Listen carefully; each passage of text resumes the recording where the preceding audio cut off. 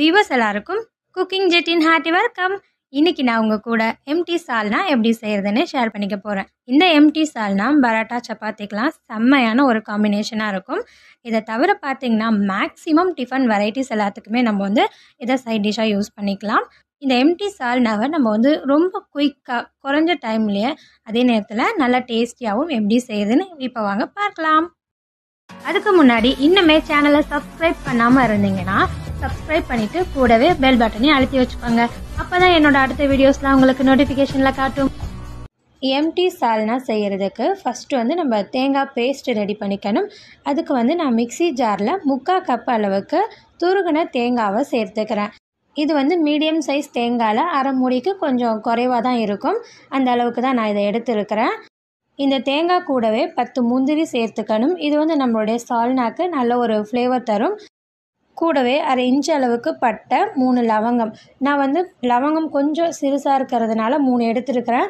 கொஞ்சம் மீடியம் சைஸில் இருந்துச்சுன்னா 2 எடுத்துக்கோங்க. 3 ஏலக்காய். இப்போ இதை நான் இதில் சேர்த்துக்கிறேன்.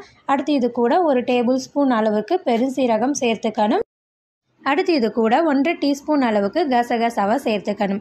நான் இந்த கசகசாவை சுட தண்ணியில் அரை மணி நேரத்துக்கு ஊற வச்சு எடுத்து வச்சுருக்கிறேன். இப்போ இதை சேர்த்துக்கிறேன். சேர்த்துட்டு தேவையான அளவுக்கு தண்ணி சேர்த்து இதை நல்லா ஃபைன் பேஸ்ட்டாக அரைச்சிக்கணும். சால்னா செய்கிறதுக்கான பேஸ்ட் ரெடி பண்ணியாச்சு.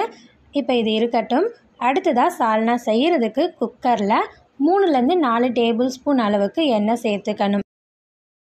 இப்போ இந்த எண்ணெய் சூடாகட்டும். எண்ணெய் சூடானதுக்கு அப்புறமா தான் நம்ம தாளிகங்களை சேர்த்துக்கணும்.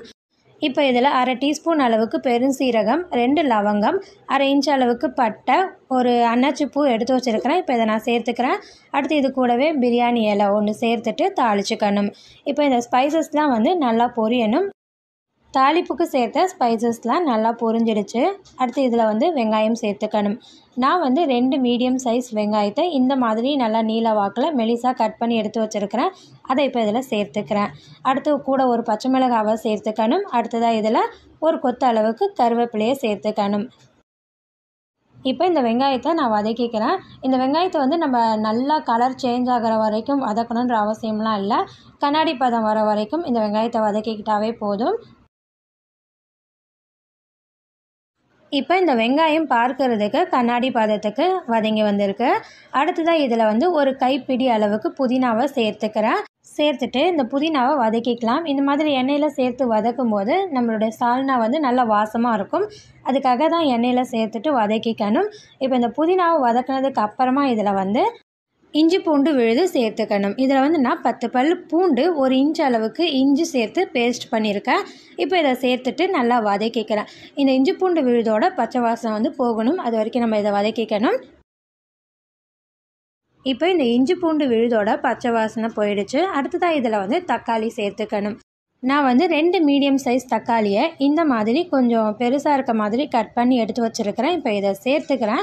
இதுக்கு தக்காளி பொடிசாக கட் பண்ணி சேர்க்கணும் அப்படின்ற அவசியம்லாம் இல்லை. கொஞ்சம் பெருசாக இருக்க மாதிரியே சேர்த்துக்கலாம். இப்போ இந்த தக்காளி கொஞ்சம் லைட்டாக மசிஞ்சு வரணும். அது வரைக்கும் மட்டும் வதக்கிக்கணும். இப்போ நான் அதை வதக்கிக்கிறேன். தக்காளி பார்த்திங்கன்னா கொஞ்சம் லைட்டாக மசிஞ்சு வந்த மாதிரி இருக்குது. இந்த அளவுக்கு போதும். இப்போ இதில் நம்ம குழம்புக்கு தேவையான காரம் சேர்த்துக்கணும். ஸோ நான் 1 டீஸ்பூன் அளவுக்கு மிளகாய் தூள் சேர்த்துருக்கிறேன். அடுத்து 2 டீஸ்பூன் அளவுக்கு தனியாத்தூள் சேர்த்துக்கிறேன். அடுத்து இது கூட 1/4 டீஸ்பூன் அளவுக்கு மஞ்சள் தூள் சேர்த்துக்கிறேன். அடுத்து இது கூட 1 டீஸ்பூன் அளவுக்கு கரம் மசாலா தூள் சேர்த்துக்கிறேன். சேர்த்துட்டு இப்போ நம்ம சேர்த்த இந்த பொடிங்களோட பச்சை வாசனை போகணும். அது வரைக்கும் நம்ம இதை நல்லா வதக்கிக்கணும். இப்போ பார்த்திங்கன்னா பச்சை வாசனை போயிடுச்சு. அடுத்ததாக இது கூட நம்ம ஏற்கனவே ரெடி பண்ணி வச்சுருக்கோம் இல்லையா தேங்காய் பேஸ்ட்டு, அதை இப்போ இதில் சேர்த்துக்கணும்.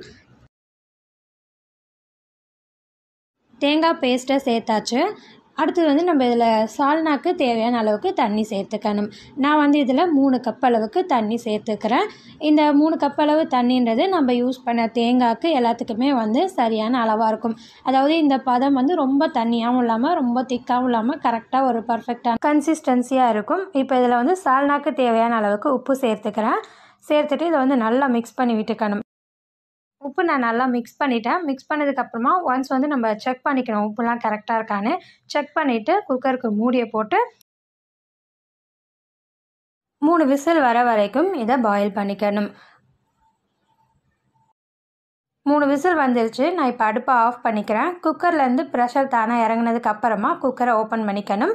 இப்போ பார்த்தீங்கன்னா நம்மளுடைய சால்னா நல்லா எண்ணெய்லாம் பிரிஞ்சுட்டு சூப்பராக வந்திருக்கு. அவ்வளோதாங்க, அட்டகாசமான எம்டி சால்னா ரெடி ஆகிடுச்சு. இந்த சால்னாவை நீங்கள் வீட்டில் ட்ரை பண்ணி பாருங்கள், உங்களுக்கு பிடிக்கும்னு நினைக்கிறேன். சப்போஸ் நீங்கள் ட்ரை பண்ணிங்கன்னா எப்படி இருந்துச்சுன்னா மறக்காமல் வந்து கமெண்ட் பண்ணிவிடுங்க. இந்த வீடியோ உங்களுக்கு பிடிச்சிருந்துச்சுன்னா மறக்காமல் குக்கிங் ஜெட்டை சப்ஸ்கிரைப் பண்ணிவிட்டு கூடவே ஆல் பட்டனையும் அழுத்தி வச்சுக்கோங்க. அப்போ தான் என்னோடய அடுத்த வீடியோஸில் உங்களுக்கு நோட்டிஃபிகேஷனில் வரும். இந்த வீடியோ பார்த்ததுக்கு நன்றி. அடுத்த வீடியோவில் பார்க்கலாம். Bye bye.